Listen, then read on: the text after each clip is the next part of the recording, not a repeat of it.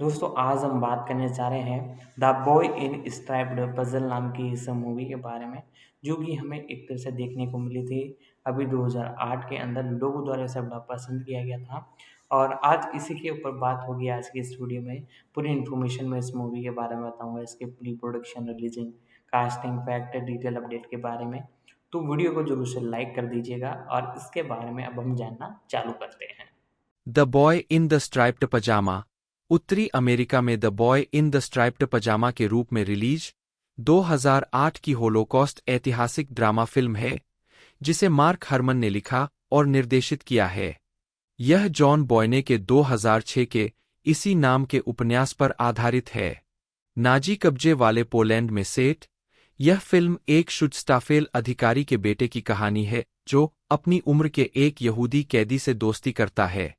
इसे United kingdom में 12 सितंबर 2008 को जारी किया गया। इसे आम तौर पर आलोचकों से इसके भावनात्मक महत्व के लिए सकारात्मक समीक्षा मिली, लेकिन विद्वानों द्वारा होलोकॉस्ट के तत्वों को गलत तरीके से प्रस्तुत करने के लिए इसकी आलोचना की गई। कथानक: बर्लिन में रहने वाला 8 वर्षीय जर्मन लड़का ब्रूनो अपने पिता राल्फ, जो एक एसएस अधिकारी है, की पदोन्नति होने के बाद अपने परिवार के साथ ग्रामीण कब्जे वाले पोलैंड में चला जाता है। लड़का अपने बेडरूम की खिड़की से पीछे के बगीचे के पास एक विनाश शिविर को देखता है, लेकिन उसे लगता है कि यह एक खेत है। उसकी माँ एल्सा उसे पीछे के बगीचे में जाने से मना करती है। राल्फ ने ब्रूनो और उसकी बड़ी बहन ग्रेटेल को नाजी प्रचार और यहूदी विरोधी भावना सिखाने के लिए एक निजी शिक्षक हेर लिस्ट को संगठित किया। यह अपने पिता के एक युवा सहकर्मी लेफ्टिनेंट कर्ट कोटलर पर ग्रेटेल के प्यार के साथ उसे नाजी एजेंडे के समर्थन में कट्टर बनाता है। ब्रूनो शिक्षण में बयानबाजी के साथ तालमेल बिठाने के लिए संघर्ष करता है। जब पावेल, एक डॉक्टर से परिवार का गुलाम बन जाता है, ब्रूनो को मामूली चोट लगने के बाद उसकी मदद करने आता है। ब्रूनो जंगल में घुस जाता है और कैंप के चारों ओर कांटेदार तार की बार के पास पहुंच जाता है। वह अपनी उम्र के दूसरे लड़के शमूएल से दोस्ती करता है। ब्रूनो शमूएल से नियमित रूप से मिलता है, उसे चुपके से खाना खिलाता है और उसे पता चलता है कि वह एक यहूदी है जिसे उसके माता-पिता के साथ कैंप में लाया गया था। एल्सा अनजाने में कर्ट से पता लगा लेती है कि शिविर से आ रही गंध असल में जलते हुए कैदियों की है और वह गुस्से में अपने पति से भिड़ जाती है। उस रात बाद में कर्ट बताता है कि उसके पिता राष्ट्रीय सेवा से बचने के लिए जर्मनी छोड़कर स्विट्जरलैंड चले गए थे और राल्फ उन्हें डांटता है। शर्मिंदा होकर कर्ट शराब का गिलास गिराने के लिए पावेल को बुरी तरह पीटता है। ब्रूनो शमूएल को अपने घर में काम करते हुए देखता है और उसे केक देता है। कर्ट उन्हें बात करते हुए पाता है और शमूएल को डांटता है। उसे खाते हुए देखने के बाद शमूएल कर्ट को बताता है कि ब्रूनो ने केक दिया था, जिसे वह डरकर मना कर देता है। बाद में ब्रूनो शमूएल से माफी मांगने की कोशिश करता है, लेकिन वह कई दिनों तक बार पर फिर से दिखाई नहीं देता। थोड़े समय बाद ब्रूनो अपने पिता और अन्य अधिकारियों को कैंप की स्थितियों को सकारात्मक रूप में दर्शाने वाली एक प्रचार फिल्म की समीक्षा करते हुए देखता है। राल्फ अपने परिवार को बताता है कि कर्ट को पूर्वी मोर्चे पर स्थानांतरित कर दिया गया है। क्रोधित होकर एल्सा बताती है कि उसके स्थानांतरण का कारण यह था कि उसने शुरू में अपने पिता के बारे में अधिकारियों को सचेत नहीं किया था। ब्रूनो बार की ओर लौटता रहता है और अंततः शमूएल फिर से प्रकट होता है, लेकिन स्पष्ट चोटों के साथ। ब्रूनो माफी मांगता है और वह उसे माफ कर देता है। बर्लिन में राल्फ की मां नैथली, जो नाजी शासन को अस्वीकार करती है, एक मित्र राष्ट्र की बमबारी में मारी जाती है। अंतिम संस्कार में एल्सा नैथली और उसकी मान्यताओं के सम्मान में फ्यूहर से एक पुष्पांजलि हटाने की कोशिश करती है, लेकिन राल्फ उसे रोक देता है, जिससे सेवा के बाद पुष्पांजलि गिर जाती है। घर वापस आकर एल्सा राल्फ को बताती है कि वह नहीं चाहती कि बच्चे कैंप के आसपास रहे। इसलिए राल्फ ब्रूनो और ग्रेटेल को बताता है कि उनकी मां उन्हें युद्ध खत्म होने तक अपने विस्तारित परिवार के साथ रहने के लिए ले जा रही है। ब्रूनो शमूएल के जाने से पहले उससे मिलने जाता है और उसे पता चलता है कि शमूएल के पिता किसी दूसरे काम करने वाले गिरोह में स्थानांतरित होने के बाद गायब हो गए हैं। इसलिए वह उसे खोजने में उसकी मदद करने का फैसला करता है। इसलिए शमूएल ब्रूनो को कैदी की धारीदार पोशाक और उसके बिना दाढ़ी वाले सिर को ढकने के लिए एक टोपी प्रदान करता है। फिर ब्रूनो उसके साथ शामिल होने के लिए बार के नीचे खुदाई करता है। हालांकि लड़कों को अचानक गार्ड द्वारा घेर लिया जाता है। ग्रेटेल और एल्सा को ब्रूनो के गायब होने के बारे में पता चलता है, इसलिए वे राल्फ की मीटिंग में घुसकर उसे सचेत करती है।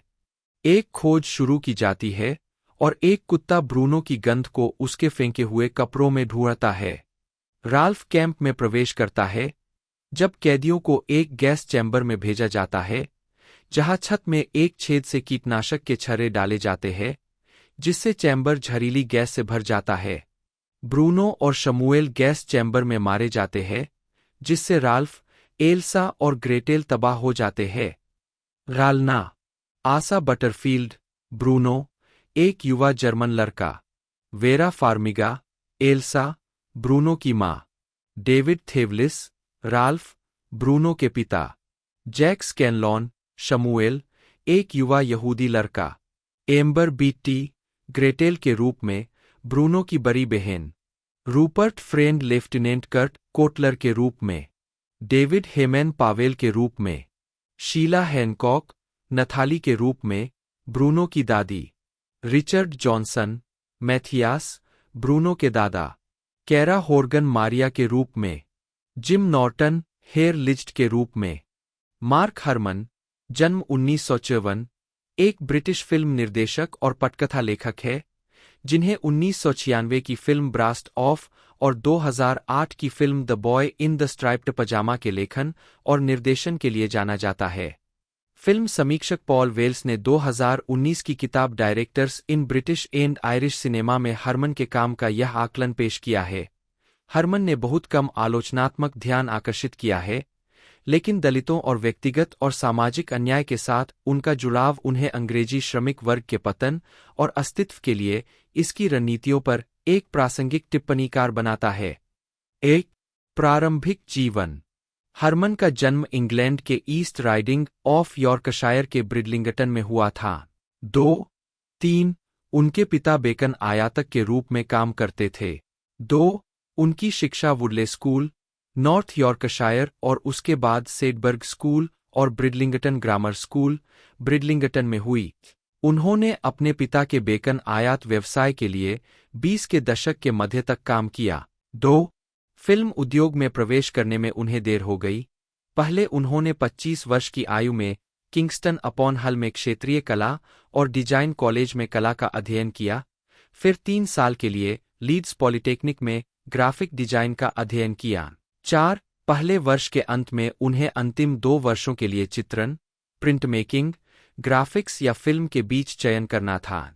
उन्होंने पाठ्यक्रम के चित्रण, प्रिंट मेकिंग और ग्राफिक्स भागों में आवेदन किया, हालांकि उन्हें उनमें से किसी में भी स्वीकार नहीं किया गया, इसलिए उनके पास फिल्म चुनने के अलावा कोई विकल्प नहीं था। यह उनकी ग्राफिक डिजाइन की डिग्री के फिल्म भाग में था, जहां उन्होंने एनिमेशन करना शुरू किया। 4 इसके बाद वह राष्ट्रीय फिल्म और टेलीविजन स्कूल चले गए। 2-4 एनएफटीएस में उन्होंने अपने पड़ोसी सहपाठी निक पार्क और टोनी कॉलिंगवुड जैसे अन्य सहपाठियों की बेहतर प्रतिभा को पहचाना, इसलिए एनिमेशन से दूर जाने और इसके बजाय लाइव एक्शन की ओर जाने का फैसला किया। 4-5 निक पार्क उस समय एक ग्रैंड डे आउट बना रहे थे। 3-4-6 फिल्मी करियर। हरमन ने अपने लाइव एक्शन निर्देशन की शुरुआत अपनी NFTS graduation film CU8 Wembley, Frankie Walsh 1986 से की, जिसे उन्होंने लिखा भी था। 7 इसने स्टूडेंट फिल्म अवार्ड्स में विदेशी छात्र फिल्म पुरस्कार जीता।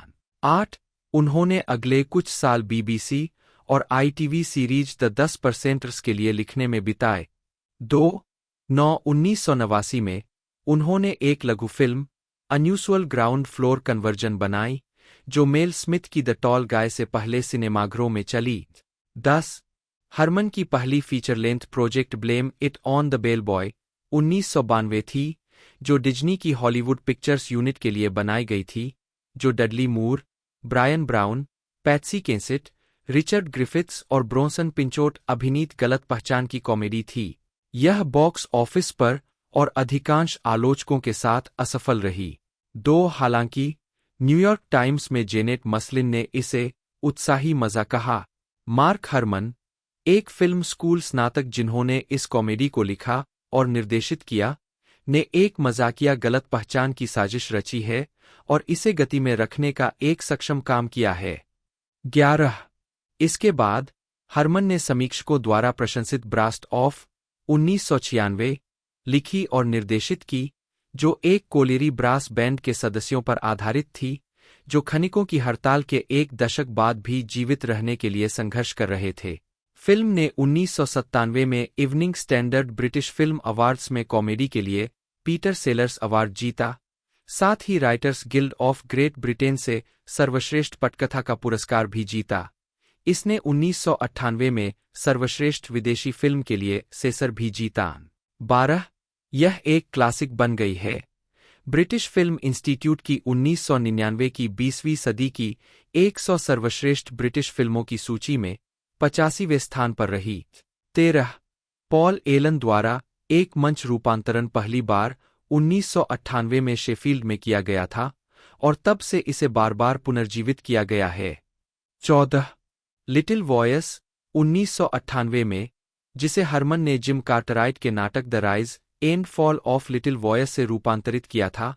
जेन हॉरॉक्स ने एक परेशान युवती की मुख्य भूमिका को दोहराया, जिसका एकमात्र उपाय अपने पिता की याद में और उनके द्वारा पसंद किए जाने वाले गायकों की नकल करना है। इस फिल्म में माइकल केन, ब्रेंडा ब्लेथिन, जिन्हें सर्वश्रेष्ठ सहायक अभिनेत्री के लिए अकादमी पुरस्कार के लिए नामांकित किया गया था। 15 जिम ब्रॉडबेंट और इवान मैकग्रेगर ने भी अभिनय किया।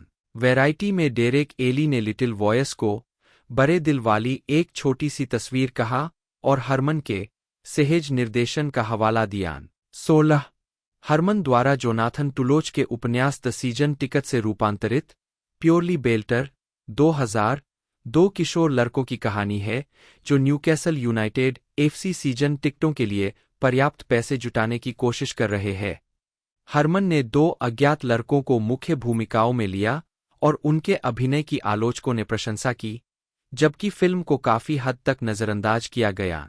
जैसा कि माइकल थॉमसन ने अपनी बीबीसी समीक्षा में लिखा, वास्तव में क्रिस बीटी और ग्रेग मैकलेन, दोनों नए कलाकार, 2 लड़कों के रूप में आश्चर्यजनक रूप से सहज और मनोरंजक है, लेकिन उन्हें ऐसे किरदारों से फायदा होता जो एक समृद्ध फिल्म में पूर्ण होते।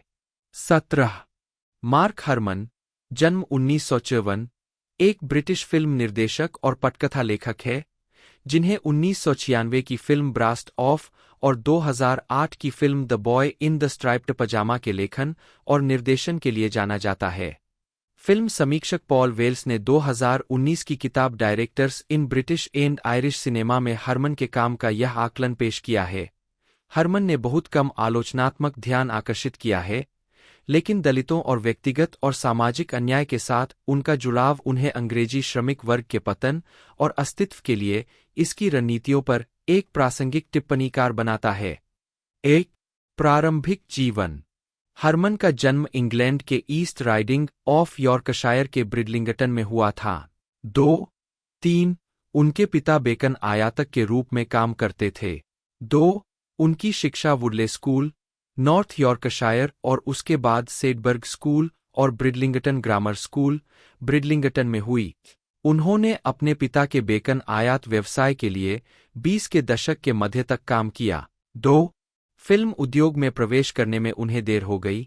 पहले उन्होंने 25 वर्ष की आयु में किंगस्टन अपॉन हल में क्षेत्रीय कला और डिजाइन कॉलेज में कला का अध्ययन किया, फिर 3 साल के लिए लीड्स पॉलिटेक्निक में ग्राफिक डिजाइन का अध्ययन किया। 4 पहले वर्ष के अंत में उन्हें अंतिम 2 वर्षों के लिए चित्रण, प्रिंट मेकिंग, ग्राफिक्स या फिल्म के बीच चयन करना था।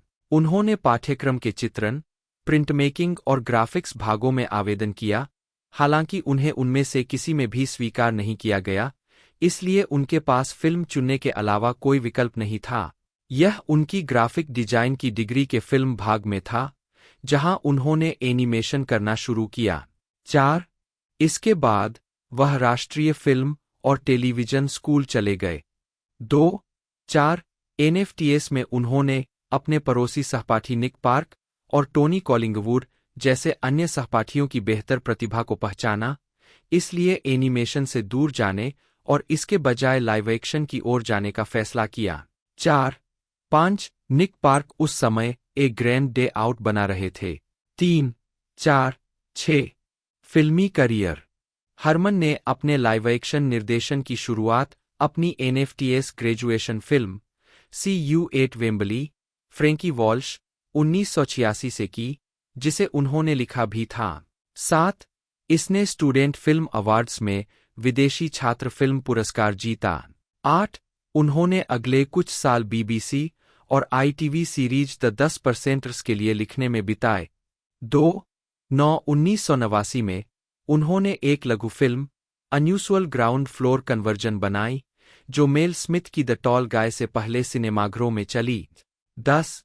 हरमन की पहली feature length project blame it on the bell boy 1992 थी, जो डिज्नी की हॉलीवुड पिक्चर्स यूनिट के लिए बनाई गई थी, जो Dudley Moore, Brian Brown, Patsy Kensit, Richard Griffiths और ब्रोंसन पिंचोट अभिनीत गलत पहचान की कॉमेडी थी। यह बॉक्स ऑफिस पर और अधिकांश आलोचकों के साथ असफल रही।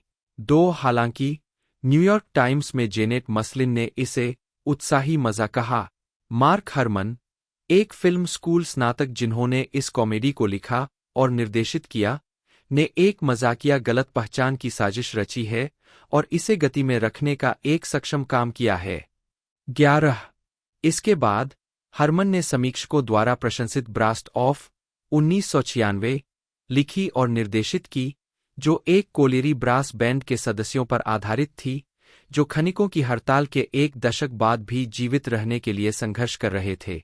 फिल्म ने 1997 में Evening standard British Film Awards में कॉमेडी के लिए पीटर सेलर्स अवार्ड जीता, साथ ही Writers Guild of Great Britain से सर्वश्रेष्ठ पटकथा का पुरस्कार भी जीता। इसने 1998 में सर्वश्रेष्ठ विदेशी फिल्म के लिए सेसर भी जीता। 12. यह एक क्लासिक बन गई है। ब्रिटिश फिल्म इंस्टीट्यूट की 1999 की 20वीं सदी की 100 सर्वश्रेष्ठ ब्रिटिश फिल्मों की सूची में 85वें स्थान पर रही। 13. पॉल एलन द्वारा एक मंच रूपांतरण पहली बार 1998 में शेफील्ड में किया गया था और तब से इसे बार बार पुनर्जीवित किया गया है। 14.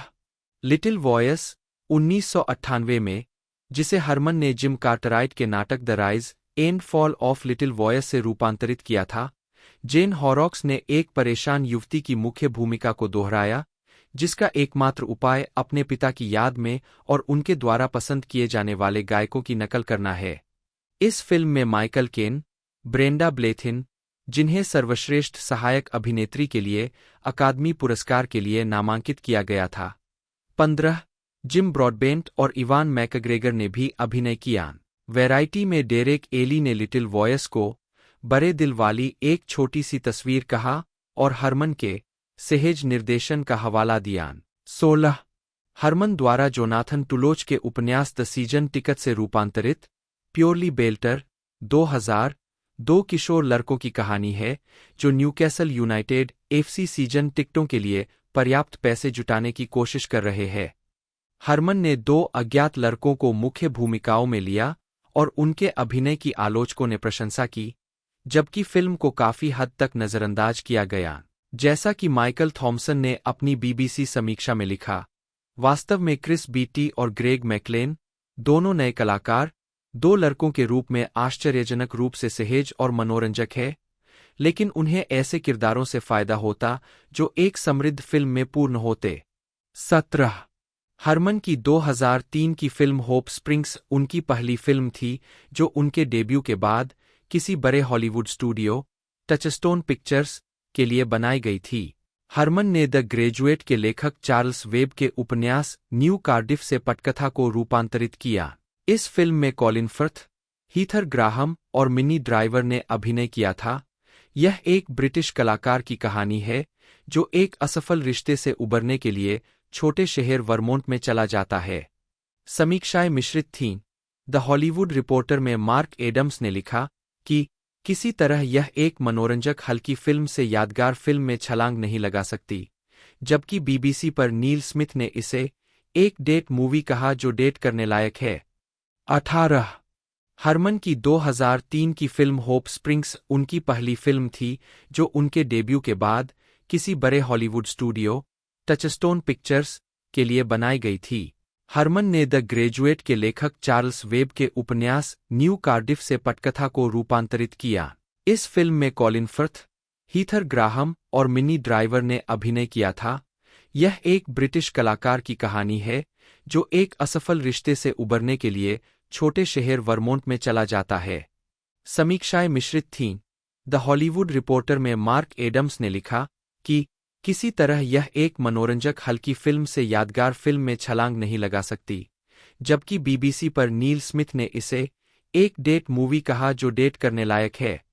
18 उनका सबसे हालिया काम Holocaust drama The boy in the striped Pyjama है, जिसे हरमन ने जॉन बॉयने के इसी नाम के 2006 के उपन्यास से रूपांतरित किया था। इसका निर्माण डेविड हेमैन ने किया था और इसमें Asa Butterfield, David Thewlis, Vera Farmiga, Sheila Hancock और रूपर्ट फ्रेंड ने अभिनय किया था। 19 फिल्म ने आलोचकों को दृढ़ता से विभाजित किया। द बोस्टन ग्लोब में टाय बूर ने लिखा, क्योंकि इसकी नज़र इतनी सपाट और इतनी अरिग है, यह इस विषय पर बनी बेहतर नाटकीय फिल्मों में से एक है। जबकि द वाशिंगटन पोस्ट में जॉन एंडरसन ने इसे इतिहास की एक दुखद घटना को फिर से देखने का एक और प्रयास कहा, जिसे कभी नहीं भूलना चाहिए या मनोरंजन के लिए इस्तेमाल नहीं किया जाना चाहिए, लेकिन कहानी को बच्चों के लिए सुलभ बनाकर, बच्चों के बारे में, इसे अवास्तविक, यहाँ तक कि एक दंतकथा भी बनाना था और इसलिए बहुत से लोगों को परेशान करना था। लेकिन मुझे इस बात की परवाह नहीं थी कि इससे कितने लोग परेशान हुए। अगर इसने एक भी बच्चे को और अधिक सीखने के लिए प्रोत्साहित किया, तो यह इसके लायक था। 21 हरमन, यॉर्क, इंग्लैंड के यॉर्क सेंट जॉन विश्वविद्यालय में फिल्म और टेलीविजन प्रोडक्शन के फेलो है और उन्हें हल विश्वविद्यालय और लीड्स बेकेट विश्वविद्यालय से मानद डॉक्टरेट की उपाधि प्राप्त हुई है।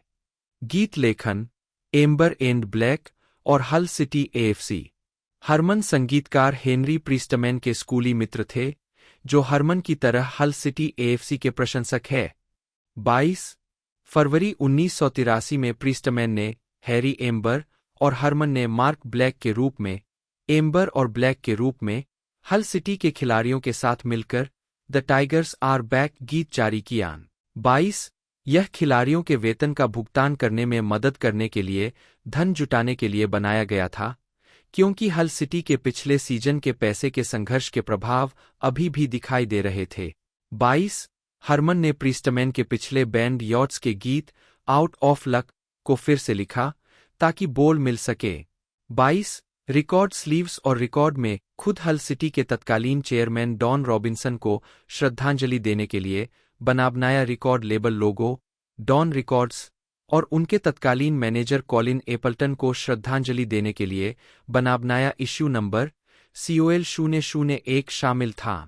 22 जून 1983 में हरमन ने फ्लोरिडा के हॉल सिटी के अंतिम सत्र के दौरे को फिल्माया, जहां खिलाड़ियों और कर्मचारियों ने वॉल्ट डिज्नी वर्ल्ड का दौरा किया और arrow air Anglo American cup के रिटर्न लेग में रॉडनी मार्श द्वारा प्रबंधित टैंपा बे राउडीज के साथ खेला। 22 इसका निर्देशन और संपादन हरमन ने किया था, जिसमें प्रीस्टमैन ने संगीत तैयार किया था। हरमन ने 2016 में ए किक इन द ग्रास शीर्षक से डॉक्यूमेंट्री को ऑनलाइन रिलीज किया। 23 हरमन ने हेनरी प्रीस्टमैन के बैंड द क्रिश्चियंस के लिए उनके पहले एल्बम द क्रिश्चियंस 1987 में आइडियल वर्ल्ड, हूवरविले और सैड सॉन्ग्स के लिए प्रीस्टमैन के साथ मिलकर गीत लिखे। 4 प्रीस्टमैन ने हरमन की film CU8 Wembley, Frankie Walsh के लिए एक फुटबॉल थीम वाला गीत लिखा था और हरमन ने इसके लिए गीत लिखे थे। हालांकि गीत के बोल गीत के अनुकूल नहीं थे, इसलिए उन्हें हटा दिया गया। हालांकि उन्होंने गीत के बोलों में फेरबदल किया, जिसे अंततः आइडियल वर्ल्ड के लिए इस्तेमाल किया गया। 4. 1 जनवरी 2008 को हल सिटी के प्रीमियर लीग प्रमोशन सीजन के बीच में एम्बर एंड ब्लैक ने माइस्पेस पर द सिटीज ऑन फायर गाना रिलीज किया। 24. 25. यह 1983 के बाद से उनका पहला हल सिटी गाना था। 24. इसे बाद में हल सिटी और आर्सेनल एफसी के बीच 2014 एफए कप फाइनल से ठीक पहले फिर से रिलीज किया गया। 22. 26. Filmography CU8 Wembley, Frankie Walsh 1986। 27. 28. असामान्य भूतल रूपांतरण 1989। Blame it on the Bellboy 1992। Brassed Off 1996। Little Voice 1998। Purely Belter 2000। Hope Springs 2003। The boy in the Striped Pyjamas 2008। A Kick in the Grass 2016।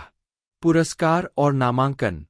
Student film पुरस्कार 1987 CU8 Wembley के लिए विदेशी छात्र film विजेता Frankie Wolf. 8. Evening standard British film पुरस्कार 1997 Peter sellers पुरस्कार comedy के लिए ब्रास्ट ऑफ के लिए। Writers Guild of Great Britain 1997 burst of के लिए सर्वश्रेष्ठ पटकथा। सीजर पुरस्कार 1998 ब्रास्ट ऑफ के लिए सर्वश्रेष्ठ विदेशी film. Empire awards 2000 little voice के लिए सर्वश्रेष्ठ ब्रिटिश निर्देशक नामित। 29. उनका सबसे हालिया काम Holocaust drama The boy in the striped Pyjama है, जिसे हरमन ने जॉन बॉयने के इसी नाम के 2006 के उपन्यास से रूपांतरित किया था। इसका निर्माण डेविड हेमैन ने किया था और इसमें Asa Butterfield, David Thewlis, Vera Farmiga, Sheila Hancock और रूपर्ट फ्रेंड ने अभिनय किया था। 19. फिल्म ने आलोचकों को दृढ़ता से विभाजित किया। द बोस्टन ग्लोब में टाय बूर ने लिखा, क्योंकि इसकी नज़र इतनी सपाट और इतनी अरिग है, यह इस विषय पर बनी बेहतर नाटकीय फिल्मों में से एक है। जबकि द वाशिंगटन पोस्ट में जॉन एंडरसन ने इसे इतिहास की एक दुखद घटना को फिर से देखने का एक और प्रयास कहा, जिसे कभी नहीं भूलना चाहिए या मनोरंजन के लिए इस्तेमाल नहीं किया जाना चाहिए, लेकिन कहानी को बच्चों के लिए सुलभ बनाकर बच्चों के बारे में इसे अवास्तविक, यहाँ तक कि एक दंतकथा भी बनाना था और इसलिए बहुत से लोगों को परेशान करना था।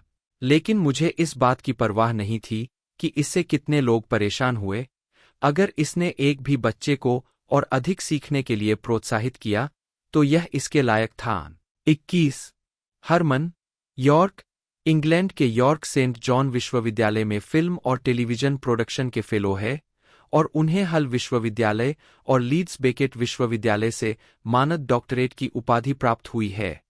गीत लेखन एम्बर एंड ब्लैक और हल सिटी AFC। हरमन संगीतकार हेनरी प्रीस्टमैन के स्कूली मित्र थे, जो हरमन की तरह हल सिटी AFC के प्रशंसक है। 22. फरवरी 1983 में प्रीस्टमैन ने हैरी एम्बर और हरमन ने मार्क ब्लैक के रूप में एम्बर और ब्लैक के रूप में हल सिटी के खिलाड़ियों के साथ मिलकर द टाइगर्स आर बैक गीत जारी किया। 22. यह खिलाड़ियों के वेतन का भुगतान करने में मदद करने के लिए धन जुटाने के लिए बनाया गया था, क्योंकि हल सिटी के पिछले सीजन के पैसे के संघर्ष के प्रभाव अभी भी दिखाई दे रहे थे। 22. हरमन ने प्रीस्टमैन के पिछले बैंड यॉट्स के गीत आउट ऑफ लक को फिर से लिखा ताकि बोल मिल सके। 22. रिकॉर्ड स्लीव्स और रिकॉर्ड में खुद हल सिटी के तत्कालीन चेयरमैन डॉन रॉबिन्सन को श्रद्धांजलि देने के लिए बनाया रिकॉर्ड लेबल लोगो डॉन रिकॉर्ड्स और उनके तत्कालीन मैनेजर कॉलिन एपल्टन को श्रद्धांजलि देने के लिए बनाया इश्यू नंबर COL 001 शामिल था। 22. जून 1983 में हरमन ने फ्लोरिडा के हॉल सिटी के अंतिम सत्र के दौरे को फिल्माया, जहां खिलाड़ियों और कर्मचारियों ने वॉल्ट डिज्नी वर्ल्ड का दौरा किया और arrow air Anglo American cup के रिटर्न लेग में रॉडनी मार्श द्वारा प्रबंधित टैंपा बे राउडीज के साथ खेला। 22.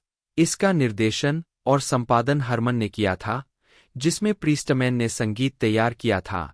हरमन ने 2016 में ए किक इन द ग्रास शीर्षक से डॉक्यूमेंट्री को ऑनलाइन रिलीज किया।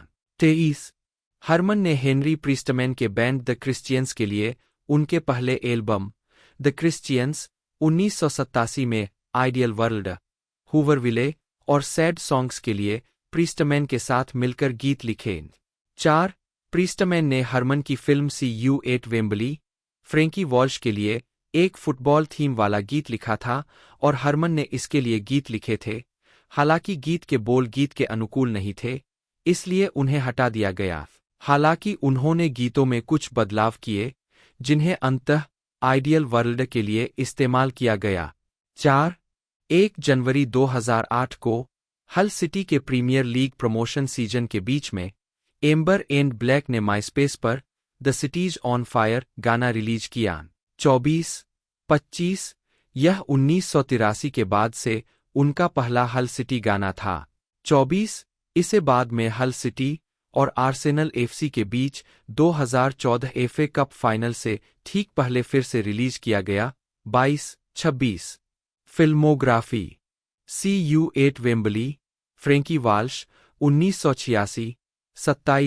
28 असामान्य भूतल रूपांतरण 1989, Blame it on the Bellboy 1992, Brassed Off 1996, Little Voice 1998, Purely Belter 2000, Hope Springs 2003, The boy in the Striped Pyjamas 2008, A Kick in the Grass 2016। पुरस्कार और नामांकन। स्टूडेंट फिल्म पुरस्कार 1987 CU8 वेम्बली के लिए विदेशी छात्र फिल्म विजेता Frankie Wolf. 8 evening standard British film पुरस्कार 1997 पीटर सेलर्स पुरस्कार कॉमेडी के लिए ब्रास्ट ऑफ के लिए। Writers Guild of Great Britain 1997 burst of के लिए सर्वश्रेष्ठ पटकथा। सीजर पुरस्कार 1998 ब्रास्ट ऑफ के लिए सर्वश्रेष्ठ विदेशी film. Empire awards 2000 little voice के लिए सर्वश्रेष्ठ ब्रिटिश निर्देशक नामित। 29 संदर्भ Ed Wright the Age of Melbourne में लिखते हुए उपन्यास को भयावह परिस्थितियों में दो लड़कों के बीच एक अजीब दोस्ती की एक मार्मिक कहानी और मनुष्य की अमानवीयता की क्षमता की याद दिलाता है। उन्हें लगा कि ब्रूनो और शमूएल की दोस्ती का चित्रण उनके परिवेश के प्रति भोलापन के साथ एक क्लासिक बचपन की दोस्ती थी। उन्होंने यह देखते हुए निष्कर्ष निकाला कि The boy in the striped Pyjama का उपशीर्षक ए फेबल है और एक दंतकथा प्रारूप में मानव प्रकृति की एक नैतिक कहानी बनाने की कोशिश की। 21 एओ स्कॉट ने द न्यूयॉर्क टाइम्स में लिखते हुए लेखक और प्रकाशक की इस पसंद पर सवाल उठाया कि उन्होंने जानबूझकर डस्ट जैकेट सारांश और उपन्यास के शुरुआती हिस्से में पुस्तक की होलोकॉस्ट सेटिंग को अस्पष्ट रखा है। 22 स्कॉट ने बताया कि कैसे पात्रों के अनुभवों को होलोकॉस्ट की सेटिंग से अलग तरीके से दर्शाया जाना चाहिए था और इससे होलोकॉस्ट साहित्य के अन्य उपन्यासों जैसे कि एली विजेल द्वारा नाइट में देखी गई जानकारीपूर्ण प्रकृति की कमी पैदा होती है। 22 स्कॉट का दावा है कि जिस तरह से बॉय ने ऐतिहासिक संदर्भ को छिपाने और फिर प्रकट करने का प्रबंधन करता है, उसमें कुछ अजीब है। 22 स्कॉट ने निष्कर्ष निकाला कि होलोकॉस्ट को एक रूपक में ढालना, जैसा कि बॉय ने यहां पूरी तरह से सौम्य इरादे से करता है, इसकी वास्तविकता से दूर जाना है। 22 रब्बी बेंजामिन ब्लेच ने ऐतिहासिक आलोचना की, जिसमें तर्क दिया गया कि पुस्तक और उसके बाद की फिल्म का आधार कि ऑशविट्ज में शमूएल की उम्र का कोई बच्चा हो सकता है, असंभव था। पुस्तक के बारे में लिखते हुए पाठक के लिए नोट, ऑशविट्ज में कोई 9 वर्षीय यहूदी लड़का नहीं था। नाजियों ने तुरंत उन लोगों को गैस से मार दिया जो काम करने के लिए पर्याप्त उम्र के नहीं थे।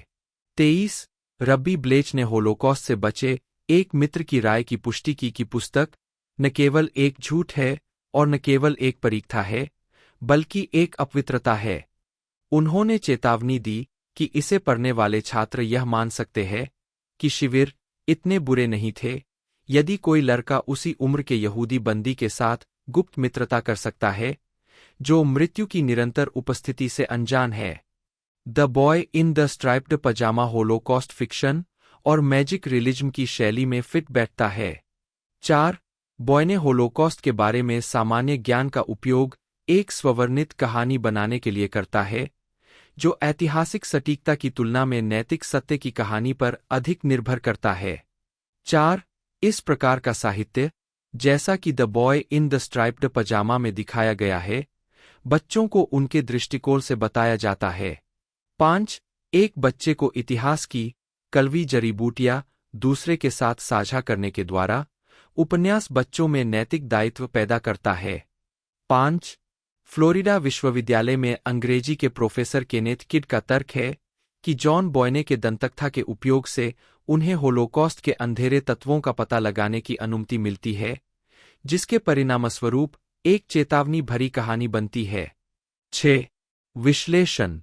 साउथैम्पटन विश्वविद्यालय में पीएचडी उम्मीदवार सोफी मेलिसा स्मिथ का तर्क है कि एक तथ्यात्मक कहानी को दंतकथा के रूप में लिखना नुकसानदेह है, क्योंकि इससे होलोकॉस्ट के बारे में गलत धारणाएं पैदा हो सकती है। 6. उदाहरणों में शमूएल की काम से भागने की क्षमता और ब्रूनो की विद्युतीकृत बार के पास जाने की क्षमता शामिल है। 7. स्मिथ का दावा है कि बॉय ने ब्रूनो के पिता जैसे नाजियों की दोषसिद्धि को न केवल उन्हें मानवीय बनाकर कम करता है, बल्कि ब्रूनो के पिता जैसे पात्रों में दायित्व की भावना भी पैदा करता है, क्योंकि ब्रूनो के पिता एक बड़े एकाग्रता शिविर में कमांडेंट थे। 6. इसके अतिरिक्त ब्रूनो के माध्यम से बताई गई कहानी का चित्रण फ्यूहर के स्थान पर द फ्यूरी और ऑशविच के स्थान पर आउटविथ जैसे शब्दों का उपयोग करके नाजी शासन के बारे में अधिक अज्ञानता पैदा करता है। 4.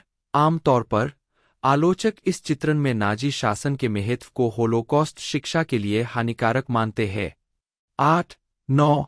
शैक्षिक निहितार्थ। लंदन यहूदी सांस्कृतिक केंद्र द्वारा 2009 में एक सर्वेक्षण किया गया, जिसमें 70% उत्तरदाताओं ने सोचा कि बॉयने का उपन्यास एक सच्ची कहानी पर आधारित था। 9. कई छात्रों ने यह भी सोचा कि ब्रूनो की दुखद मौत ने एकाग्रता शिविरों के अंत का कारण बना। 6.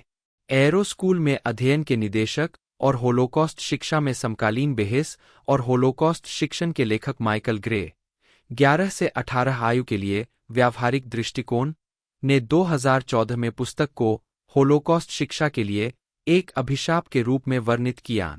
10. यहूदी क्रॉनिकल के लिए एक राय कॉलम में नोआ मैक्स ने ग्रे की आलोचना की।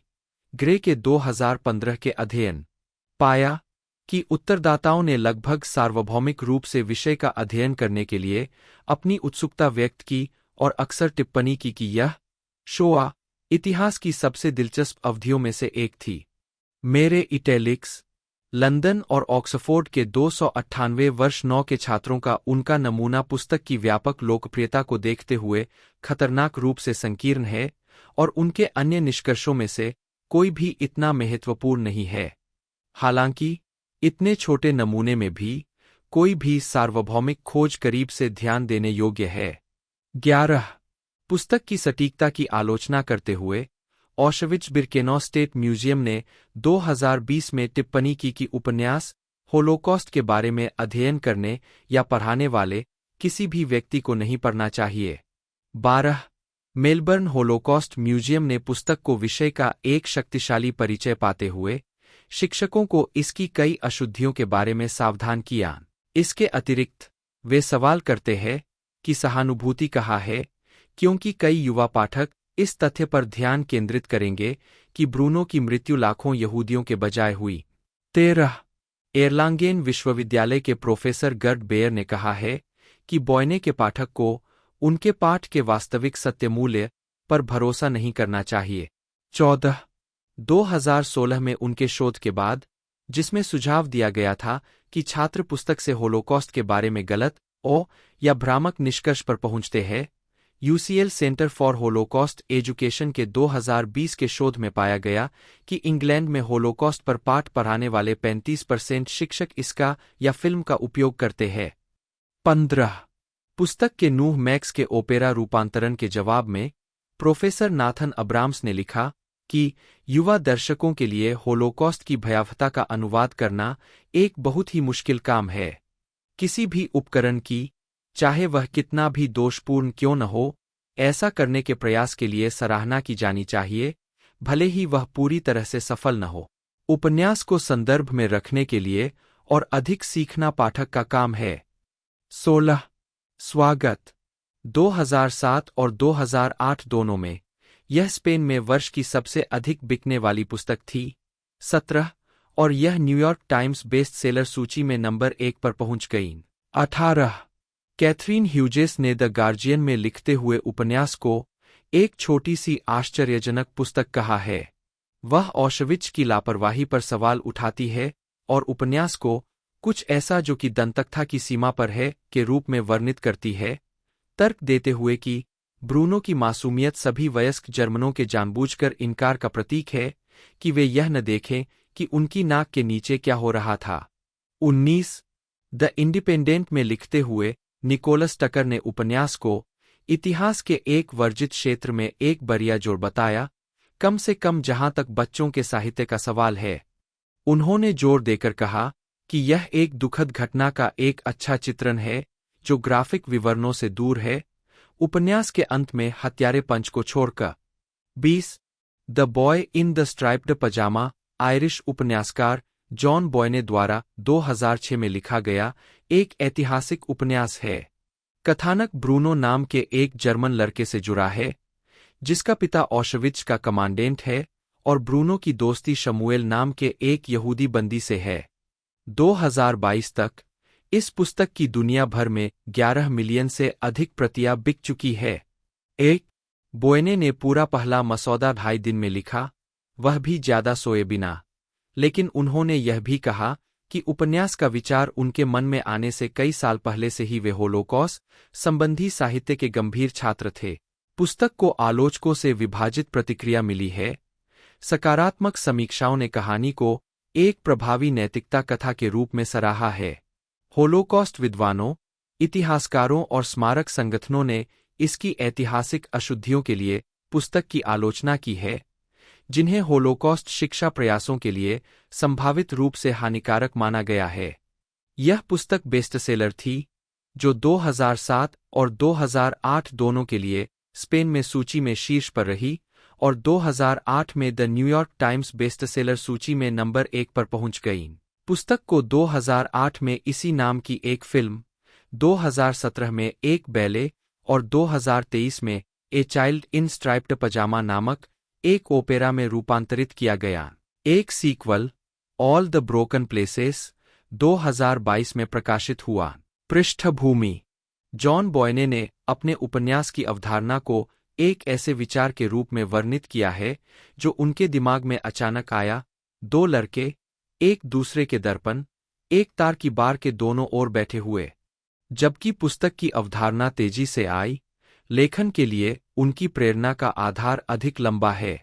बॉयने ने कहा है कि उनकी शैली और लेखन प्रक्रिया ईस्ट एंग्लिया विश्वविद्यालय के मैल्कम ब्रैडबरी से प्रभावित है, जिन्होंने उन्हें सुझाव दिया कि वे बिना आराम के हर दिन लिखें। 2 उनके द्वारा लिखे गए अन्य उपन्यासों के विपरीत, बॉयने ने बताया है कि कैसे उन्होंने The boy in the striped Pyjama का पहला ड्राफ्ट लगभग 2.5 दिनों में लिखा। उपन्यास का विचार उन्हें मंगलवार, 27 अप्रैल को आया और फिर उन्होंने शुक्रवार दोपहर तक बिना रुके लिखा। इसके बाद उन्होंने संपादक को अपनी पुस्तक भेजने से पहले 10 अलग-अलग ड्राफ्ट लिखे। 2 जबकि बॉयने ने कहा है कि उपन्यास का विचार उनके पास आने से पहले ही वे वर्षों तक होलोकॉस्ट संबंधी साहित्य के काफी गंभीर छात्र थे। 3 उन्होंने अपनी पुस्तक को एक कहानी के रूप में भी वर्णित किया है, जो ऐतिहासिक सटीकता की तुलना में नैतिक सत्य की कहानी पर अधिक निर्भर करती है। 4 कथानक: ब्रूनो एक 9 वर्षीय लड़का है जो द्वितीय विश्व युद्ध के दौरान बर्लिन में बड़ा हो रहा है। वह अपने माता-पिता, अपनी 12 वर्षीय बहन ग्रेटेल, जिसे उसने ए होपलेस केस उपनाम दिया है, और नौकरानियों के साथ रहता है, जिनमें से एक का नाम मारिया है और दूसरी यहूदी शेफ है जिसका नाम पावेल है। एडॉल्फ हिटलर की यात्रा के बाद, जिसका शीर्षक फ्यूहर ब्रूनो आमतौर पर फ्यूरी के रूप में गलत उच्चारण करता है। ब्रूनो के पिता राल्फ को मृत्यु शिविर ऑशविट्ज के कमांडेंट के रूप में पदोन्नत किया जाता है, जिसे ब्रूनो आउटविद के रूप में गलत उच्चारण करता है। ब्रूनो शुरू में ऑशविट्ज जाने से परेशान था और अपने जीवन के सबसे अच्छे दोस्तों डेनियल, कार्ल और मार्टिन को छोड़ने की संभावना से लगभग रोने लगा था। ऑशविट्ज के घर से ब्रूनो उस शिविर को देखता है जिसमें कैदियों की वर्दी उसे धारीदार पजामा लगती है। एक दिन ब्रूनो शिविर के चारों ओर तार की बार का पता लगाने का फैसला करता है। वह एक यहूदी लड़के शमूएल से मिलता है, जिसके बारे में उसे पता चलता है कि उसका जन्मदिन 15 अप्रैल और उम्र भी उसके जैसी ही है। शमूएल कहता है कि उसके पिता, दादा और भाई बार के उस पार उसके साथ है, लेकिन वह अपनी माँ से अलग है। ब्रूनो और शमूएल बात करते हैं और बहुत अच्छे दोस्त बन जाते हैं। हालांकि ब्रूनो अभी भी शमूएल या उसके जीवन के बारे में बहुत कुछ नहीं समझता है।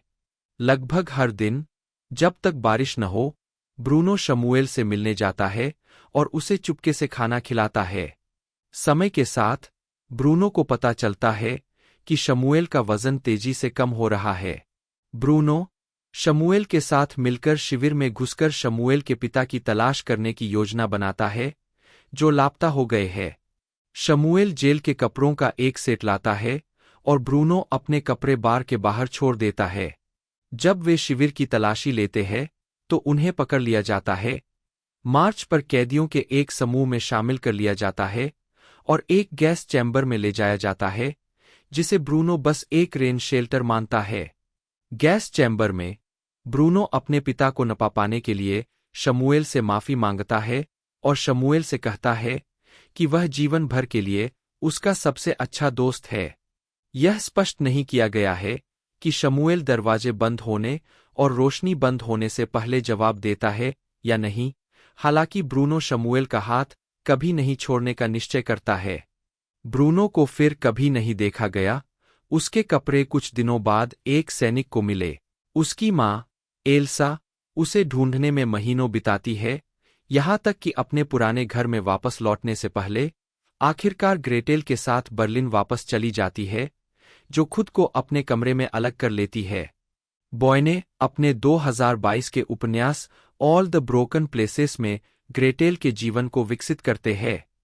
राल्फ ऑशविट्ज में 1 और साल बिताता है, अपने अधीनस्थों के प्रति निर्दयी और ठंडा हो जाता है, जबकि ब्रूनो के दर्शन से पीड़ित होता है।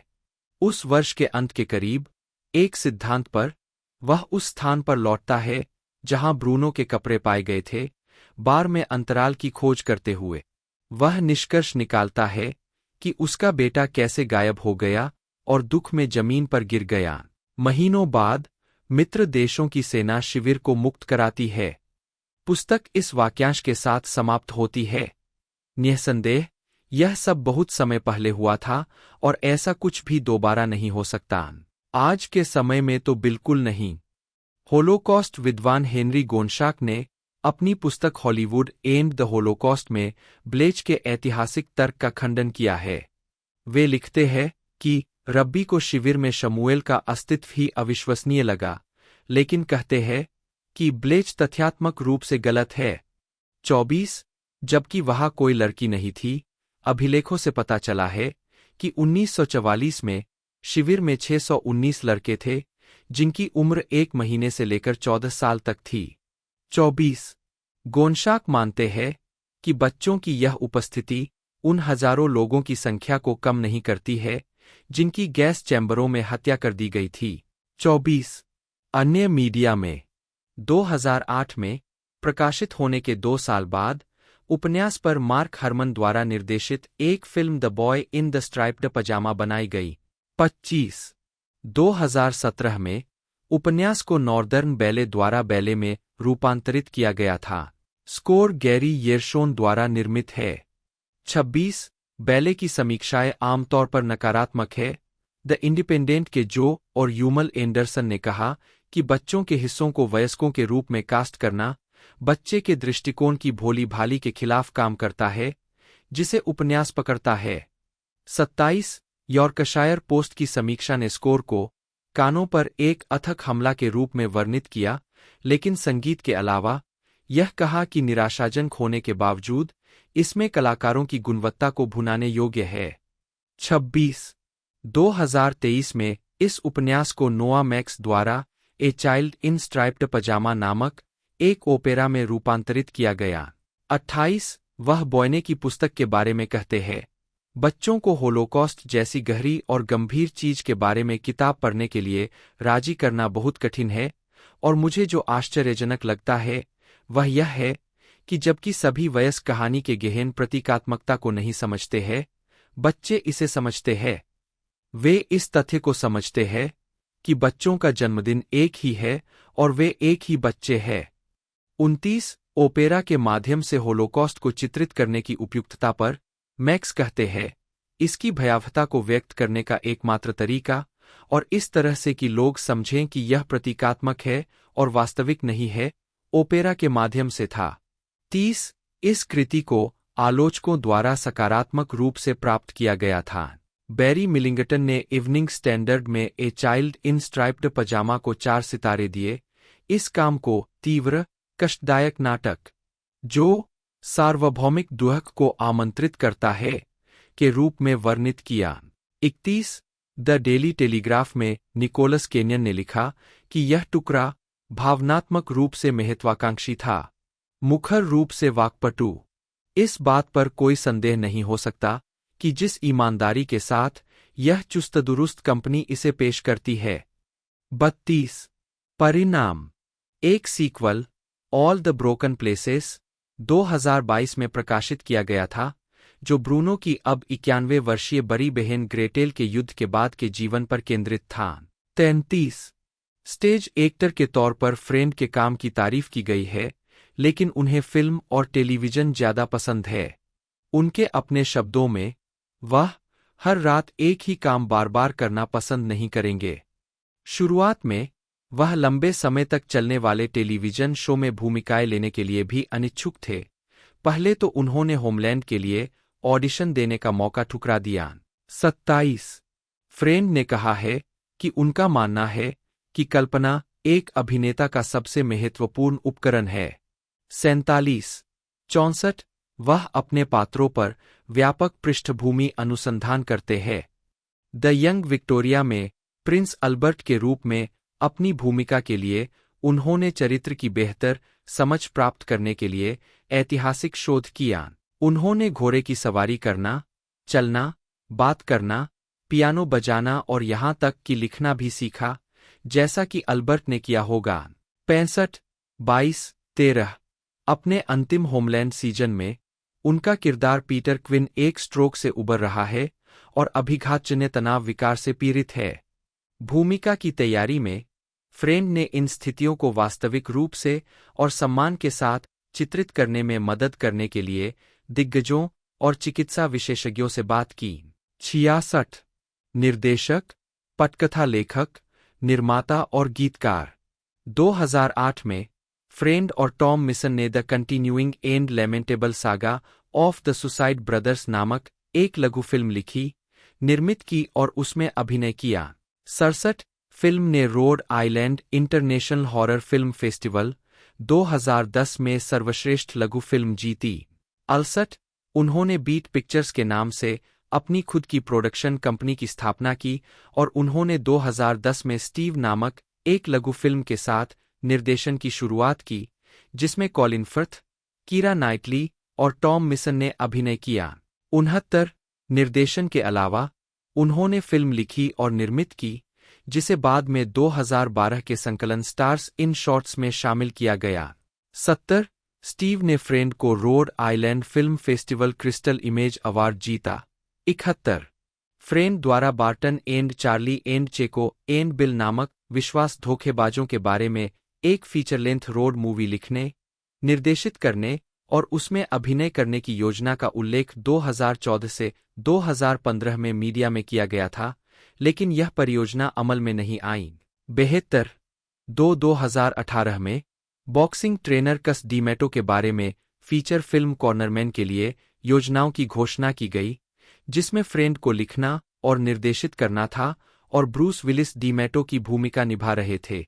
73 फ्रेंड को जैज समूह कैरोस चार्टेट के नेता एडम वाल्डमैन ने उनके 2011 एल्बम स्टेटमेंट ऑफ इंटेंट के एक ट्रैक के लिए गीत लिखने के लिए कहा था और फिर उन्हें उनके 2013 एल्बम एवरीथिंग वी होल्ड के लिए गीत लिखने के लिए कहा गया, जिसे सकारात्मक समीक्षा मिली।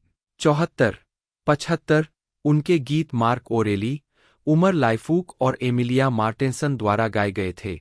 उद्धरण आवश्यक व्यक्तिगत जीवन 2005 से 2010 तक फ्रेंड ने अभिनेत्री केरा नाइटली को डेट किया, जिनसे उनकी मुलाकात प्राइड एंड प्रेजुडिस फिल्मांकन के दौरान हुई थी। 76 उन्होंने 2013 में अमेरिकी एथलीट और अभिनेत्री एमी मुलिन्स से मुलाकात की। 77 और दिसंबर 2014 में उनकी सगाई हुई। फ्रेंड और मुलिन्स की शादी 1 मई 2016 को हुई थी। 78 फिल्मोग्राफी फिल्में चाबी उन कार्यों को दर्शाता है जो अभी तक जारी नहीं हुए हैं। वर्ष शीर्षक भूमिका नोट्स 2004 द लिबर्टिन डाउन्स सर्वश्रेष्ठ अंतर्राष्ट्रीय नवागंतुक के लिए इस्चिया ग्लोबल फेस्ट पुरस्कार 79 नामांकित सबसे होनहार नवागंतुक के लिए ब्रिटिश स्वतंत्र फिल्म पुरस्कार 2005 गर्व और पूर्वाग्रह श्री विकम श्रीमती पाल्फ्रे क्लेरमोंट में लुडोविक मेयर उत्कृष्ट नई प्रतिभा के लिए सैटेलाइट पुरस्कार 2007 चांद और तारे रेंजो डेवेरियो बटा स्पोलेटा डाकू सैंडी मार्डेल 2012 तक फ्रेंड अपने करियर से असंतुष्ट महसूस करने लगे और उन्होंने अपने काम के प्रति, अपने समग्र दृष्टिकोण और अपनी परियोजनाओं के चयन पर पुनर्विचार किया।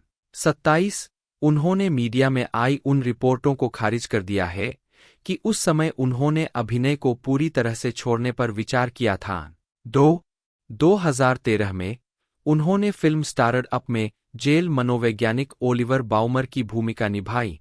उनके प्रदर्शन की आलोचकों ने सराहना की और उन्हें सर्वश्रेष्ठ सहायक अभिनेता के लिए बीआईएफए के लिए नामांकित किया गया। 30-27-2015 में उन्होंने हिटमैन एजेंट 47 में एजेंट 47 के रूप में अभिनय किया, जो हिटमैन वीडियो गेम फ्रेंचाइजी पर आधारित फिल्म थी जिसमें उन्होंने पॉल वॉकर की जगह ली थी। 31 भूमिका निभाने के लिए उन्हें अपने सारे बाल मुंडवाने पड़े। उन्होंने अपने अधिकांश स्टंट खुद ही किए। प्रोडक्शन टीम ने उन्हें किरदार से परिचित होने के लिए सभी हिटमैन गेम्स की प्रतियां भेजीं। हालांकि फ्रेंड, जो खुद को एक टेक्नोफोब कहता है, केवल अपने अवतार को हल्कों में चलाने में सक्षम था और जल्द ही उसने हार मान ली। 27 फिल्म को मिश्रित समीक्षा मिली। 32-33 फ्रेंड ने प्रशंसित राजनीतिक थ्रिलर सीरीज होमलैंड 2012 से 2017 में सीआईए ऑपरेटिव और हत्यारे पीटर क्विन के रूप में दुनिया भर में पहचान हासिल की। यह टेलीविजन सीरीज में उनकी पहली भूमिका थी। 27 सीजन 2 में सहायक किरदार के रूप में पेश किए जाने पर सीजन 3 की तुलना में उनकी भूमिका काफी महत्वपूर्ण हो गई। 35 उनके प्रदर्शन को व्यापक प्रशंसा मिली और उन्हें 3 पुरस्कारों के लिए नामांकित किया गया, जिसमें 2013 में एक ड्रामा सीरीज में उत्कृष्ट अतिथि अभिनेता के लिए प्राइम टाइम एमी अवार्ड का नामांकन भी शामिल था। 36 प्रेस और प्रशंसकों ने सीरीज से फ्रेंड के जाने पर शोक व्यक्त किया। 37-38 2017 में होमलैंड में उनकी भागीदारी समाप्त होने के बाद फ्रेंड ने कई कॉमेडी में अभिनय किया। 2014 के एक साक्षात्कार में उन्होंने पहले ही कहा था कि वह अपने अभिनय के हास्यास्पद पक्ष को भी तलाशना चाहते हैं। 2 उन्हें पॉल फेग की ए सिंपल फेवर में मुख्य भूमिका की पेशकश की गई थी, लेकिन उन्होंने फिल्म में एक मजेदार छोटी भूमिका निभाने के लिए इसे ठुकरा दिया। 39-40 उन्हें आर्मंडो इयानुची की द डेथ ऑफ स्टालिन में गंभीर हास्य चॉप्स 41 प्रदर्शित करने के लिए वर्णित किया गया था, जहां उन्होंने स्टालिन के बेटे वसीली की भूमिका निभाई थी। 42 उन्हें निर्देशक और चित्रकार जूलियन श्नेबेल ने एट इटर्निटी गेट 2018 में थियो वैन गॉग की भूमिका निभाने के लिए कहा था, जो विंसेंट वैन गॉग के बारे में एक पुरस्कार विजेता बायोपिक है जिसे विलेम डेफो ने निभाया था। फ्रेंड ने 2018 से 2019 तक स्ट्रेंज एंजल सीरीज में रहस्यमय अर्नेस्ट डोनोवन की भूमिका निभाई। उनके प्रदर्शन की प्रशंसा मनोरंजक विचित्रता और खौफनाक तीव्रता के रूप में की गई। 43 2018 में फ्रेंड ने जॉन पैट्रिक शैनली का एक नया audio drama last night in the garden I saw you प्रस्तुत किया, जिसमें मिशेल विलियम्स भी थीं। अगले वर्ष फ्रेंड को पटकथा लेखक डेविड कोएप ने अपने डेब्यू उपन्यास कोल्ड स्टोरेज की ऑडियोबुक सुनाने के लिए कहा।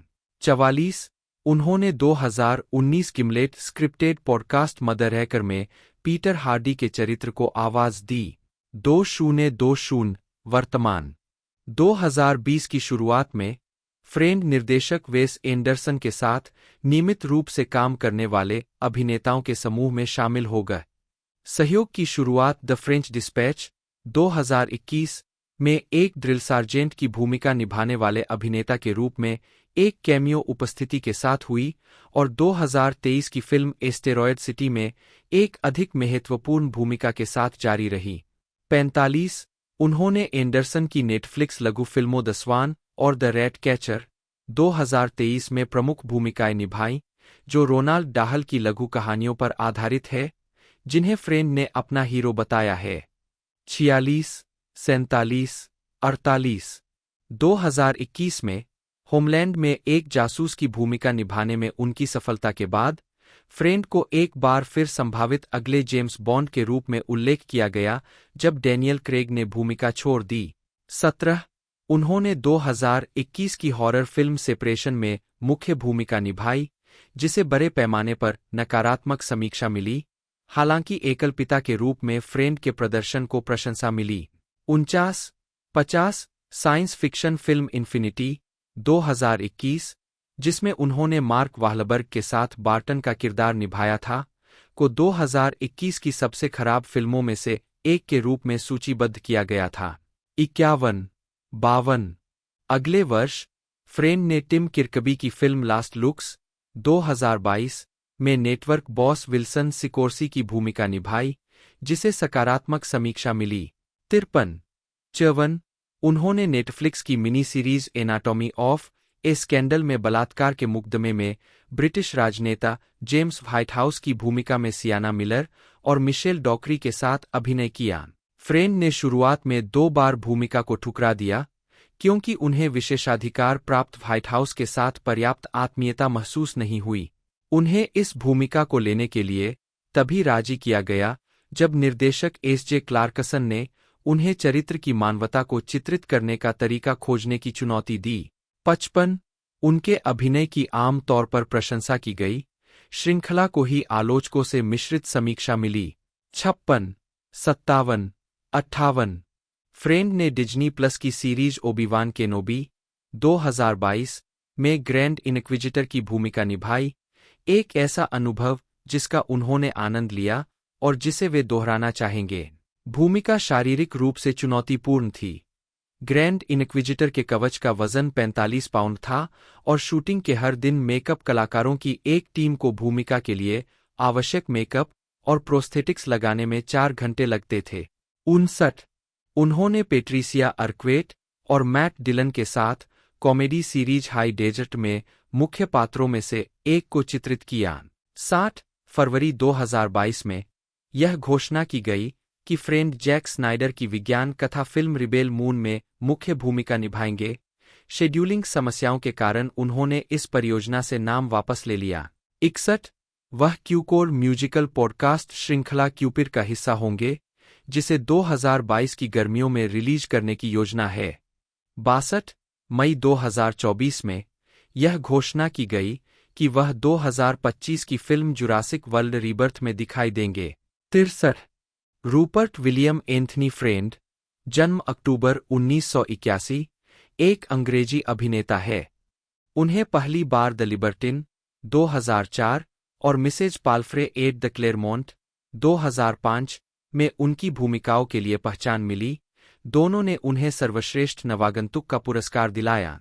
उन्होंने प्राइड एंड प्रेजुडिस 2005 में George Wickham, The boy in the striped पजामा 2008 में lieutenant Kurt Kotler, The Young Victoria 2009 में Albert Prince Consort, Starred Up 2013 में मनोवैज्ञानिक ओलिवर बाउमर, राजनीतिक थ्रिलर सीरीज होमलैंड 2012 से 2017 में CIA operative Peter Quinn, the death of Stalin 2017 में Vasily Stalin, at eternity gate 2018 में Theo van Gogh और series strange angel 2018 से 2019 में अर्नेस्ट डोनोवन की भूमिका निभाई। 2020 की शुरुआत में फ्रेंड ने निर्देशक वेस एंडरसन के साथ सहयोग करना शुरू किया, जिसकी शुरुआत द फ्रेंच डिस्पैच 2021 में एक कैमियो से हुई। इसके बाद एस्टेरॉयड सिटी 2023 और नेटफ्लिक्स की लघु फिल्मों द स्वान और द रैट कैचर में भूमिकाएं निभाईं। 2022 में उन्होंने anatomy of A scandal series में बदनाम ब्रिटिश राजनेता जेम्स व्हाइटहाउस की भूमिका निभाई और डिज्नी प्लस सीरीज ओबी-वान केनोबी में ग्रैंड इनक्विसिटर की भूमिका निभाई। फ्रेंड 2 पुरस्कार विजेता लघु फिल्मों के निर्देशक, पटकथा लेखक या निर्माता है। The Continuing and Lamentable Saga of the Suicide Brothers 2008 और स्टीव 2010। उन्होंने Kairos 4 Tet 2013 album Everything We Hold के लिए गीत लिखे। प्रारंभिक जीवन और शिक्षा। रूपर्ट विलियम एंथनी फ्रेंड का जन्म अक्टूबर 1981 में कैम्ब्रिज, इंग्लैंड में हुआ था। 2, 3, 4, 5, 6 उनकी मां कैरोलीन और उनके पिता डेविड ऑक्सटन फ्रेंड। 7 एक कला इतिहासकार है और वे 2 बच्चों में बड़े हैं। जब वे 2 साल के थे तो उनका परिवार ऑक्सफोर्डशायर के एक छोटे से गांव में चला गया। 8, 9 जिसे स्टोन्सफील्ड कहा जाता है। 7, 10 वे छोटी उम्र से ही एक उत्साही पाठक थे और रोनाल्ड डाहल की किताबें उन्हें बहुत पसंद थीं। 8 फ्रेंड ने वुडस्टॉक, ऑक्सफोर्डशायर में Marlborough C of E school में पढ़ाई की। उद्धरण आवश्यक। मूल रूप से फ्रेंड 1989 में Indiana Jones and the last crusade देखने के बाद एक पुरातत्वविद बनना चाहते थे और दुनिया भर में यात्रा करना चाहते थे, लेकिन यह महसूस करने के बाद कि यह व्यवसाय शायद उतना रोमांचक नहीं था जितना इंडियाना जोन्स के कारनामों ने उन्हें विश्वास दिलाया था, उन्होंने इस विचार को त्याग दिया। इसके बजाय उन्होंने अभिनय की ओर रुख किया, जिसमें वे मार्लन ब्रैंडो से प्रेरित थे, जिन्होंने वीटो कोर्लियोन की भूमिका निभाई थी। 11 और डैनियल डे-लुइस, जिन्हें उन्होंने अपने बचपन के नायक के रूप में वर्णित किया था। 12 स्कूल के बाद फ्रेंड ने 1 साल का गैप लिया, जिसमें उन्होंने प्रशांत महासागर में कुक आइलैंड्स की यात्रा की। वहां उनका मोटरसाइकिल एक्सीडेंट हुआ और उन्हें न्यूजीलैंड के अस्पताल में एयरलिफ्ट किया जाना था।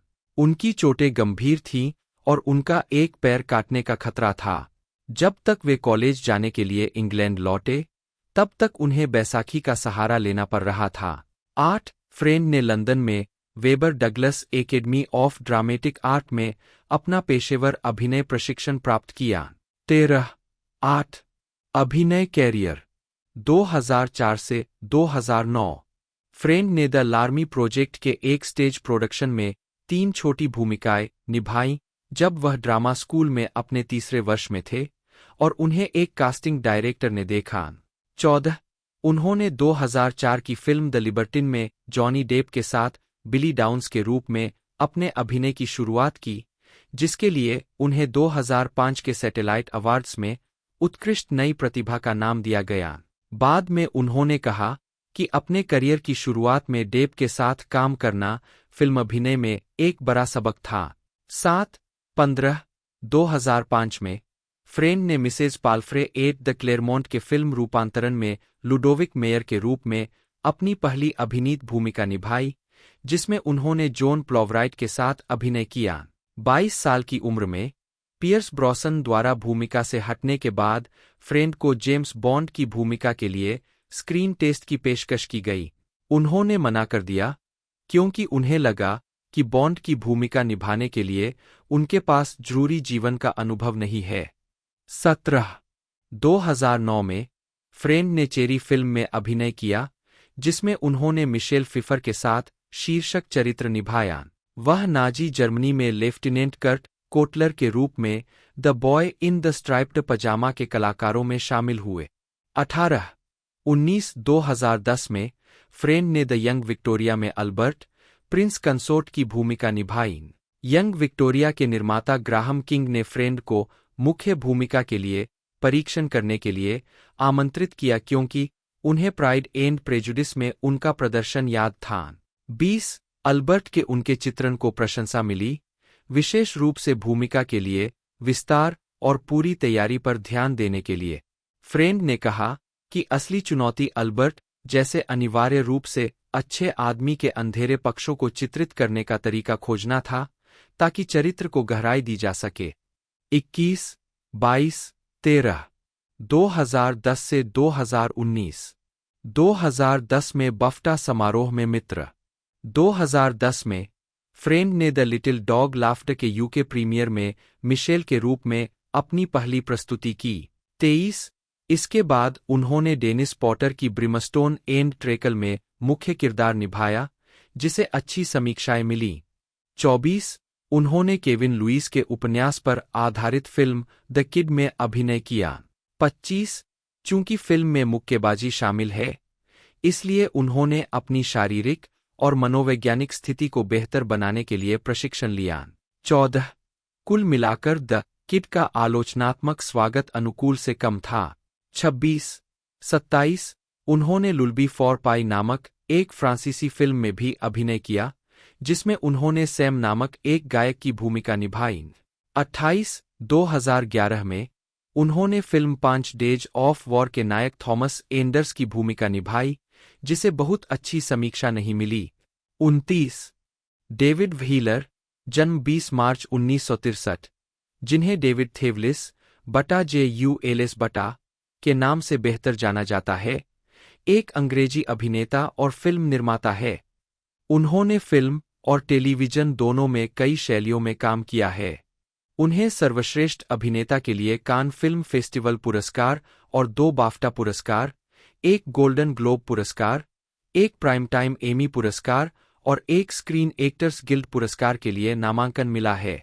44 ने लिटिल डोरिट 1987 में अपनी फिल्मी शुरुआत की और माइक लेह की फिल्मों लाइफ इज स्वीट 1990 और नेकेड 1993 में भूमिकाओं के साथ अपनी सफलता हासिल की, जिसमें बाद के लिए सर्वश्रेष्ठ अभिनेता का कान फिल्म फेस्टिवल पुरस्कार जीता। वे Black Beauty 1994, Restoration 1995, James and the Giant Peach 1996, Dragonheart 1996, 7 Years in Tibet 1997, Gangster Number 1 2001 और हैरी पॉटर फ्रेंचाइज 2004 से 2011 में रेमस ल्यूपिन जैसी फिल्मों में नजर आए।